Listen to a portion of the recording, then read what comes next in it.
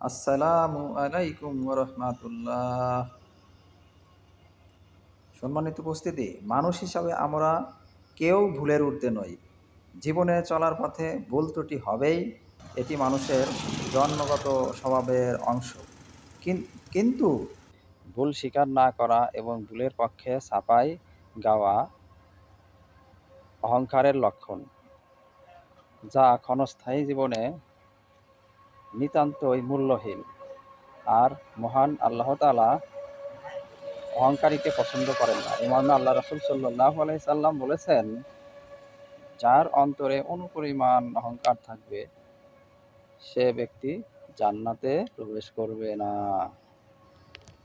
তাই ভুলের জন্য অনুশোচনা করা, লজ্জিত হওয়া এবং ভবিষ্যতে সেই ভুল থেকে বিরত থাকার চেষ্টা করাই একজন মুমিনের মৌলিক কর্তব্য।